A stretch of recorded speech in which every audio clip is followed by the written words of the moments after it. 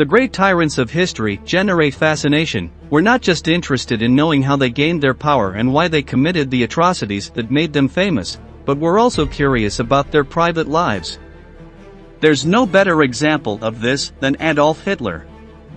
The Führer's intimate life has been a subject of speculation even before World War II, whether it's about his incestuous romances or the peculiar nature of his relationship with Eva Braun.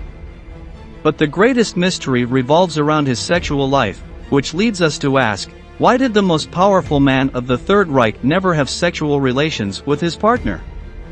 Whether in Braun's diary or in the records of doctors from that time, there are multiple clues that could help us answer this mystery. Join us in this new video of military history to complete the puzzle pieces. When discussing the romantic life of the most infamous man of the 20th century, experts suggest that Hitler's energies weren't focused on the opposite sex, but on racial purity and the Nazi cause. Being the leader of the Third Reich was a full-time job. Hitler was fully devoted to his political career and the construction of his image as the savior of the German spirit, leaving little time for his partner Eva Braun, a woman who devoted the best years of her life to a relationship that didn't fully satisfy her. They met in 1929 when he was a 39-year-old rising politician and she was a 17-year-old photographer fascinated by the emerging Nazism. Despite some hints, it took time for the Führer and Braun to establish their indecipherable relationship, which initially remained a secret.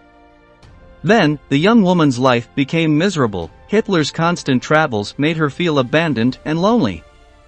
The Nazi leader was not one to show affection, and there are hardly any photos showing any gestures of tenderness or closeness between them. This anguish reached its critical point on August 10, 1932, when Eva shot herself in the chest with her father's pistol. The suicide attempt failed, but served as a wake-up call to the Führer. It wouldn't look good if his young girlfriend were to die in that manner. Eva then became the official mistress, and a few months later, Hitler became the Chancellor of Germany. In 1935, Eva Braun began writing her diary. One of the entries in that document says, "The weather is delightful, and I, the lover of the greatest man in Germany and the world, have to sit at home, looking out the window.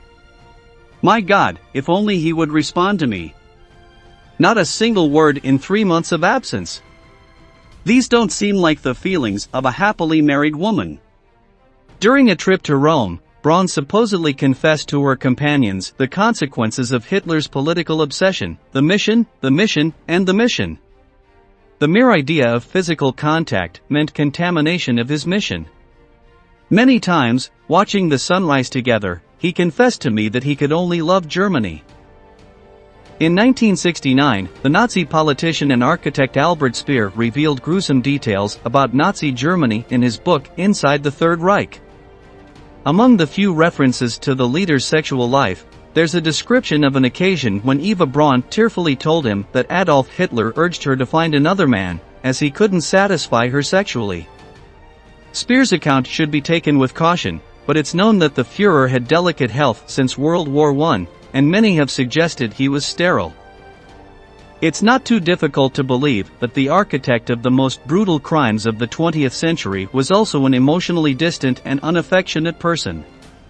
But beyond Hitler's emotional coldness, researchers suggest a medical reason to explain the non-existent intimate life of the couple. According to English researcher Thomas Lundmark, Eva Braun suffered from a serious gynecological condition that turned sexual relations into a torturous experience. It was the MRKH syndrome, an ailment that affects 1 in every 5,000 women. It occurs when, during fetal growth, the baby cannot fully develop its reproductive system, causing the uterus and vaginal canal to be too narrow and short. Women with this condition will have functioning ovaries, so they'll experience the normal signs of puberty, but they won't have periods or be able to conceive. It often goes undetected until adolescence. Surgical intervention is necessary to alleviate the effects of MRKH, making the patient's condition a bit more bearable. One of the most frequently cited pieces of evidence supporting the theory of Eva Braun's illness is a calendar kept by the wife of Dr. Gustav Shulton, a prominent Nazi gynecologist who worked at an exclusive clinic in Munich. In her diary, Mrs. Shulton noted a phone conversation between her husband and the Führer's residence. The transcript reads, "Telephone call to Berghof," which was the name of the Nazi leader's residence. The note continues, "Führer's trip to Italy. Thanks for operating on Eva Braun." Of course, the telephone record didn't provide details about the nature of the surgical procedure, leaving room for speculation. To add more mystery, Dr. Shulton died in a car accident in August 1944. Thomas Lundmark managed to contact Gerhard Shulton, the son of the famous gynecologist, who provided more details about the mysterious operation. Gerhard remembers visiting the hospital room where Braun was recovering and confirmed that his mother had enjoyed the trip with all expenses paid by Hitler. The gynecologist's son described Eva Braun's room as filled with flowers, making it look like a florist shop due to the quantity and variety. After his father's death, Gerhard also recalls Eva Braun visiting him and his mother, inviting them to swim in Lake Königssee. But Shulton's call log isn't the only piece of evidence that researchers found about the First Lady of the Nazi regime's personal life. Naren Gun, a Turkish-American journalist who published a biography of the Braun-Hitler couple in 1968, conducted an interview with Fanny, Eva Braun's mother, in which she confirms her daughter's gynecological issues. According to Thomas Lundmark, Eva Braun's inner circle knew the true nature of the relationship, which likely never became physically consummated. Besides not having children, there's no record of Hitler's sexual life since meeting his future wife. Of course, this doesn't definitively prove that Braun and Hitler didn't have intimate relations. What's curious is that this kind of scandalous information is readily available when investigating the private lives of other Nazi leaders, who had well-documented intimate lives. Those who choose to believe in the theory of celibacy argue that Eva Braun's relationship with Hitler was merely a shield against speculation and controversy. She lived for and through the Führer. Hence the dictator's famous quote, "Miss Braun is, in addition to my dog Blondie, the only one I can rely on." To understand this last aspect, the one of sacrifice and the drive to maintain an excellent public image, we have to go back several years before World War II. Since 1924, Hitler had a romantic relationship with his 16-year-old half-niece, Jelly Robbel. They lived together in an apartment in Munich, the future Führer's refuge when he wasn't traveling. This tumultuous relationship wasn't suitable for the creation of an exemplary figure to lead the new National Socialist movement.